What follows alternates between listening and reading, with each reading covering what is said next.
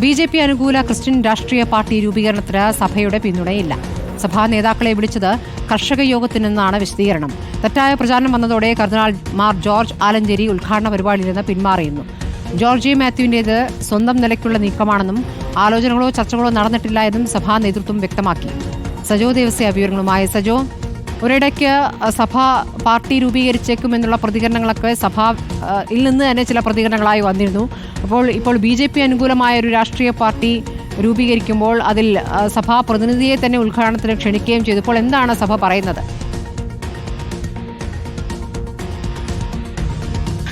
സ്മൃതി, ഇക്കാര്യത്തിൽ സഭ, പ്രത്യേകിച്ച് സിറോ മലബാർ സഭ വ്യക്തമാക്കുന്ന കാര്യം, ഇങ്ങനെ ഒരു ആശയവിനിമയമോ ചർച്ചയോ നടന്നിട്ടില്ല.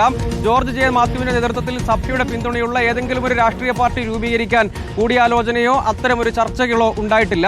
കഴിഞ്ഞ ദിവസം കേരള ഫാർമേഴ്സ് ഫെഡറേഷൻ, അത് ജോർജ് ജെ മാത്യു, അദ്ദേഹം മുൻ കേരള കോൺഗ്രസ് ചെയർമാനാണ്, കേരള കോൺഗ്രസ് നേതാവായിരുന്നു, കാഞ്ഞിരപ്പള്ളിയിൽ നിന്ന് MLA ആയിരുന്നു, അദ്ദേഹം മുൻപ് കോൺഗ്രസിന്റെയും നേതാവായിരുന്നു.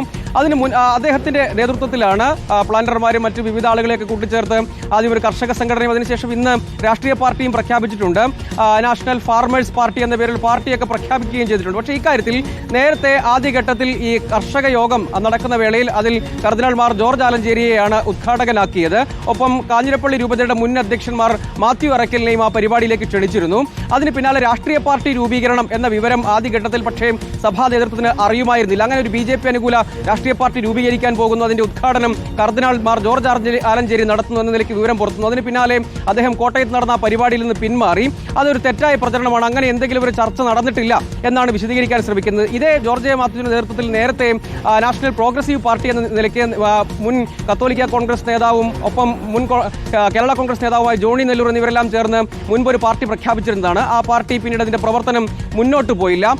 ഇപ്പോൾ പുതിയൊരു പാർട്ടിയും പ്രഖ്യാപിക്കുന്നു. പക്ഷേ ഇത് ഏതെങ്കിലും നിലയ്ക്ക് സഭ നേരത്തെ രാഷ്ട്രീയമായ ചില നീക്കങ്ങൾ നടത്താനുള്ള ഒരു ധാരണയുണ്ടാക്കിയിരുന്നു. പക്ഷേ അതിൽ ആഭ്യന്തരമായ വ്യത്യസ്ത അഭിപ്രായങ്ങൾ രൂപപ്പെട്ടു എന്ന് മാത്രമല്ല, ജോർജ് ജെ മാത്യുവിന്റെ നേതൃത്വത്തിൽ ഒരു രാഷ്ട്രീയ പാർട്ടി ഉണ്ടാക്കുക അത് ഏതെങ്കിലും നിലയ്ക്ക് സഭയ്ക്ക് ഗുണം ചെയ്യില്ല എന്ന നിലപാടാണുള്ളത്. അതിന് പകരം കൂടുതൽ സമ്മർദ്ദ ശക്തി ആകാൻ കഴിയുന്ന സംഘടനകൾ ഉണ്ടാക്കുക എന്നാണ് സഭയിലെ തീരുമാനം. മറ്റു നിലയ്ക്ക്, അതായത് ചില സമ്മർദ്ദ പ്രതികരണങ്ങളുടെ ഭാഗമായി രാഷ്ട്രീയ നീക്കം എന്ന് പ്രതികരിച്ചുവെങ്കിൽ പോലും അത് മറ്റ് സംഘടനകൾ, ക്രൈസ്തവ സംഘടനകളെ ഉപയോഗിച്ച് അത്തരം പ്രവർത്തനങ്ങളിലേക്ക് പോയാൽ മതി, അല്ലെങ്കിൽ അത് വലിയ അപകടം ഉണ്ടാക്കും. അതായത് സഭയെ സംബന്ധിച്ചിടത്തോളം അത് കൂടുതൽ പ്രതിസന്ധി ഉണ്ടാക്കും, അങ്ങനെ ഒരു ഗുണം ചെയ്യില്ല എന്നതാണ്. അതേസമയം സഭയിൽ ഒരു വിഭാഗത്തിന് ബി.ജെ.പിയുമായുള്ള കൂടുതൽ ചങ്ങാത്തമുണ്ട് എന്നതൊരു വസ്തുതയാണ്.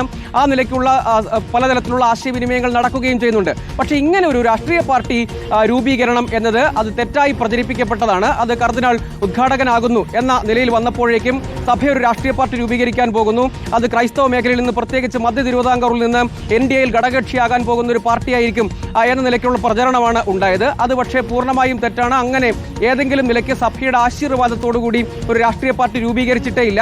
ജോർജ് ജെ മാത്യുവുമായി അത്തരമൊരു ചർച്ചകളും നടത്തിയിട്ടില്ല. അദ്ദേഹം സ്വന്തം നിലയ്ക്ക് രാഷ്ട്രീയ പാർട്ടി രൂപീകരണം അടക്കമുള്ള നീക്കങ്ങളുമായി മുന്നോട്ട് പോകുന്നതാണ്. അത് അദ്ദേഹം പ്രഖ്യാപിക്കുകയും ചെയ്തു. അദ്ദേഹവുമായി കാഞ്ഞിരപ്പള്ളി രൂപത അധ്യക്ഷനും കർദിനാളിനുമൊക്കെ വ്യക്തിബന്ധമുണ്ട്. നേരത്തെ അദ്ദേഹം രാഷ്ട്രീയ നേതാവ് എന്ന നിലയ്ക്ക് അദ്ദേഹവുമായി വ്യക്തിബന്ധമുണ്ട്. അതിനപ്പുറത്തേക്ക് ഏതെങ്കിലും ഒരു രാഷ്ട്രീയ പാർട്ടി പ്രഖ്യാപിക്കുക, അങ്ങനെ ഒരു നീക്കം ഇപ്പോൾ വലിയ അബദ്ധത്തിൽ ചെന്ന് ചാടും. അതുകൊണ്ട് ആ കാര്യത്തിൽ വ്യക്തത വരുത്തുകയാണ് സഭ. ഏതെങ്കിലും നിലയ്ക്ക് ജോർജ് ജെ മാത്യുവിനെ മുന്നിൽ നിർത്തി, ഒപ്പം PM മാത്യുവും ജോർജ് ജെ മാത്യുവും ഒക്കെയാണ് മറ്റു പക്ഷേ ശ്രദ്ധേയ മുഖങ്ങൾ യഥാർത്ഥത്തിൽ ഇപ്പോൾ പ്രഖ്യാപിക്കപ്പെട്ട സംഘടനയിൽ ഇല്ല എന്നത് വസ്തുതയാണ്. ഈ രണ്ടുപേരെയും മുൻനിർത്തി ഏതെങ്കിലും ഒരു നീക്കത്തിന് സഭ മുതിർന്നിട്ടില്ല. മധ്യ കേരളത്തിലെ ഏതെങ്കിലും രൂപതകളിലെ അധ്യക്ഷന്മാർ അതിന് പിന്തുണ കൊടുത്തിട്ടില്ല എന്നാണ് സഭ വിശദീകരിക്കുന്നത്. അതിനിടയിൽ കർദിനാളിന്റെ പേര് വന്നതോടുകൂടി അദ്ദേഹം അത് പിന്മാറി. അതോടുകൂടി ആ അധ്യായം അവസാനിച്ചു. വ്യക്തിബന്ധങ്ങൾക്കപ്പുറത്ത് ഒരു കർഷകരുടെ യോഗം നടക്കുന്നു. അവിടെ കാർഷിക പ്രശ്നങ്ങൾ ചർച്ച ചെയ്യുകയാണ്. കാർഷിക മേഖലയിലെയും മലയോര മേഖലയിലെയും വിഷയം ചർച്ച ചെയ്യുന്നു.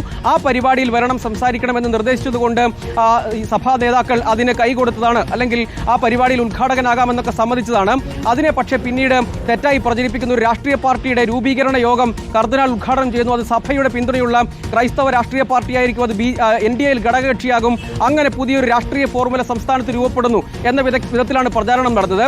അത് പക്ഷേ ശരിയല്ല എന്ന് സഭ പറയുകയാണ്. പ്രത്യേകിച്ച് കാസയുടെ അടക്കം പിന്തുണയോടുകൂടിയാണ് എന്ന വാദവും ഉയർത്തപ്പെട്ടു. പക്ഷേ അതിൽ ഏതെങ്കിലും നിലയ്ക്ക് അങ്ങനെയുള്ള സംഘടനകൾ യഥാർത്ഥത്തിൽ ഈ രാഷ്ട്രീയ പാർട്ടി പ്രഖ്യാപിച്ചപ്പോഴും കാസയുടെ പ്രതിനിധികൾ ആരും അതിലുണ്ടായിരുന്നില്ല. അതിൽ ചില പ്ലാന്റർമാരും മുൻ കേരള കോൺഗ്രസ് നേതാക്കളും ഒക്കെയാണ് യഥാർത്ഥത്തിൽ അതിന്റെ ഭാഗമായ സംഘടനയുടെ ഭാഗമായി ഇപ്പോൾ നിൽക്കുന്നത്. അതുകൊണ്ട് ഔദ്യോഗിക സ്വഭാവത്തിലുള്ള എന്തെങ്കിലും ഒരു നീക്കം, അതും അല്ലെങ്കിൽ ഔദ്യോഗികമോ അനൌദ്യോഗികവുമായ എന്തെങ്കിലും ഒരു പിന്തുണയോ അങ്ങനെ ഒരു നീക്കമോ നടത്തുന്നില്ല. അങ്ങനെ ഒരു രാഷ്ട്രീയ പാർട്ടി രൂപീകരിക്കുന്നത് ഈ ഘട്ടത്തിൽ ഈ നിലയ്ക്കൊരു രാഷ്ട്രീയ പാർട്ടി രൂപീകരണമൊന്നും ഗുണം ചെയ്യില്ല, അത് കൂടുതൽ അപകടമുണ്ടാക്കും എന്ന വിലയിരുത്തലാണ്. അതുകൊണ്ട് തന്നെ നേരത്തെ താമരശ്ശേരി രൂപതാധ്യക്ഷനും തലശ്ശേരി രൂപതാധ്യക്ഷനും ഒക്കെ രാഷ്ട്രീയ പാർട്ടിയുടെ കാര്യത്തിൽ ചില പ്രഖ്യാപനങ്ങൾ കത്തോലിക്ക കോൺഗ്രസിന്റെ സമ്മേളന വേദിയിൽ പറഞ്ഞിരുന്നു. പക്ഷെ അത് മധ്യ കേരളത്തിൽ നിന്നുള്ള ബിഷപ്പുമാർ അത് പൂർണ്ണമായും തള്ളിക്കളയുകയാണ് ചെയ്തത്.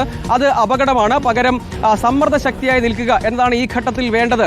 ഇപ്പോഴത്തെ പുതിയ രാഷ്ട്രീയ സാഹചര്യത്തിൽ സമ്മർദ്ദ ശക്തിയായി നിലകൊള്ളുന്നത് മാത്രമാണ് ഗുണം ചെയ്യുക. അങ്ങനെയല്ലാത്ത പ്രചാരണങ്ങളെ തള്ളിക്കളയണം എന്ന് മാത്രമല്ല, ഒരു രാഷ്ട്രീയ പാർട്ടിക്ക് നേതൃത്വം കൊടുക്കാനുള്ള ബാല്യം യഥാർത്ഥത്തിൽ ജോർജ് ജെ മാത്യുവിന് ഇനിയില്ല. അദ്ദേഹം മുൻപ് നടത്തിയ പരീക്ഷണം അടക്കം പരാജയപ്പെട്ടതാണ് എന്നാണ് സഭയുടെ വിലയിരുത്തൽ. അതുകൊണ്ട് ഈ പ്രചാരണങ്ങളെ സഭ പൂർണ്ണമായും തള്ളിക്കളയുകയാണ്. ശരി, സജോ ദേവസിയാണ് വിവരങ്ങൾ നൽകിയത്.